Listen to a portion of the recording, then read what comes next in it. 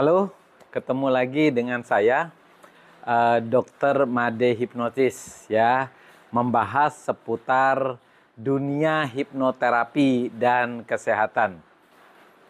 Kalau kita bicara soal kecemasan atau yang kita kenal dengan anxiety ya, sering sekali gejalanya justru muncul ketika pada saat dan waktu yang justru kita tidak menyangka, tiba-tiba dia muncul. Jadi teman-teman, sering sekali ketika kita pagi bekerja, misalnya kita bekerja dari jam 7 pagi, aktivitas sampai sore, itu gejala anxiety-nya sama sekali tidak muncul.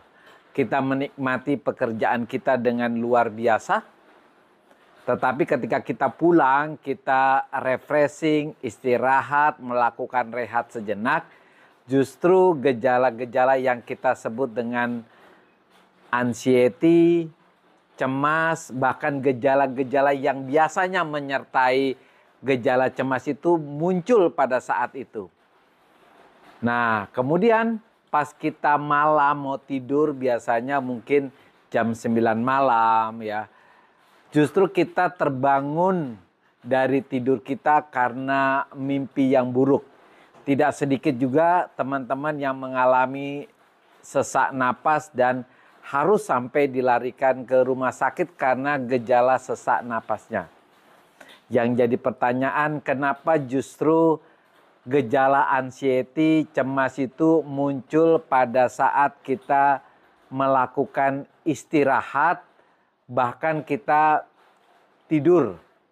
Nah, teman-teman, kalau kita tahu ya, bahwa ketika kita melakukan aktivitas di kantor, itu sebenarnya pikiran sadar kita jauh lebih aktif. Ya, kalau kita bicara fungsi pikiran manusia. Nah, ketika kita rehat, sebenarnya kita mengaktifkan pikiran bawah sadar kita. Termasuk pada saat kita tidur, kita mengaktifkan pikiran bawah sadar kita. Nah, kalau teman-teman tahu bahwa pikiran sadar dan pikiran bawah sadar memiliki fungsi yang berbeda. Di mana ketika fungsi pikiran sadar aktif, berarti kita menggunakan logika kita dan analisa kita. Makanya ketika pagi ini ketika kita bekerja, biasanya justru kecemasan itu tidak muncul karena kita menggunakan fungsi pikiran sadar kita lebih dominan.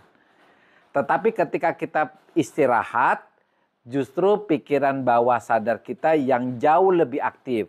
Di mana pikiran bawah sadar ini memuat soal memori ya, memori dari kita kecil sampai kita dewasa.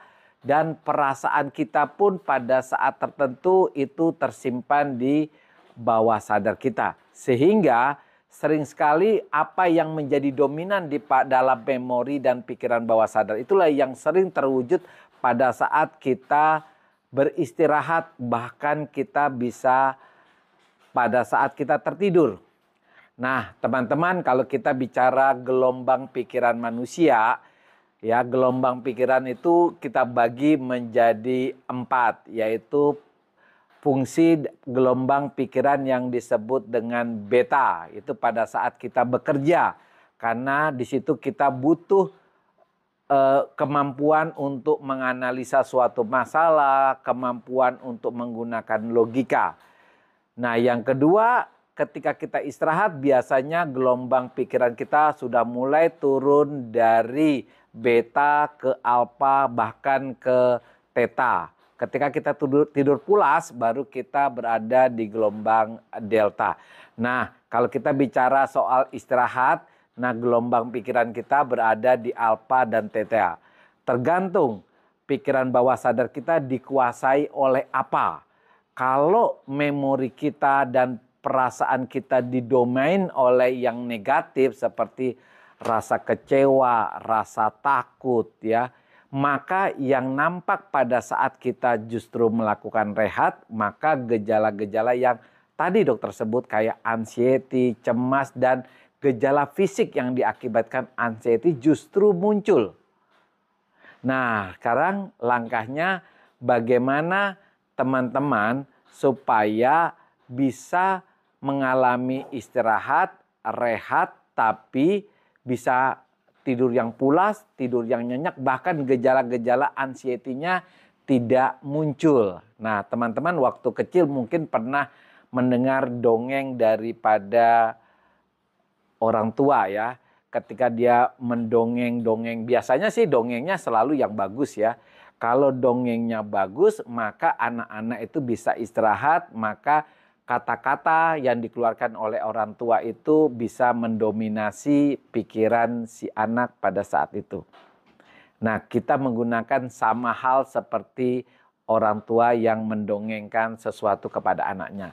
Jadi, supaya kita mengalami rehat yang bermutu, maksudnya gejala anxiety-nya tidak kumat, agar kita tidurnya pulas, tidak mimpi yang buruk, maka kita bisa melakukan beberapa hal. Misalnya, ya, kalau anak kecil itu didongengi aja, dongeng-dongeng yang bagus, yang buat happy lah.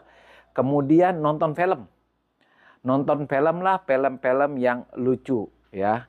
Bahkan kalau perlu sampai tertidur supaya apa yang kita tonton itu benar-benar masuk di pikiran kita. Kemudian membaca buku yang cukup menarik, misalnya cara memasak gitu ya, atau cara berusaha.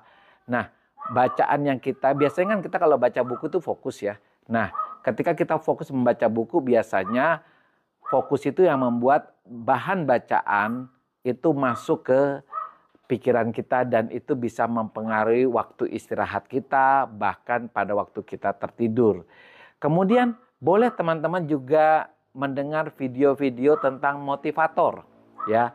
Karena biasanya motivator ini menggugah perasaan seseorang. Jadi yang tadinya mungkin cemas menjadi semangat, menjadi lebih happy, lebih tenang. Sehingga ketika kita tertidur setelah mendengar bahasa motivator, biasanya perasaan kita jauh lebih enak, lebih bersemangat. Kemudian dengan doa. Jadi kalau kita pun berdoa, hasilnya luar biasa. Apalagi berdoa dengan lebih khusyuk ya. Oke, jadi teman-teman yang mungkin mengalami apa yang dokter ceritakan tersebut, kayak misalnya mengalami cemas, anxiety, atau penyakit asam lambung yang sering muncul justru pada waktu istirahat, pada waktu mau tidur, terbangun dari tidur, karena gejala asam lambungnya itu bisa memakai metode yang seperti tadi ya. Jadi dokter ambil kesimpulan ya, untuk memperbaikinya sebelum kita rehat, kita bisa dongeng, kemudian nonton film yang menarik, baca buku, kemudian mendengarkan video-video motivator, ataupun kita berdoa. Oke, rekan-rekan, tetap semangat.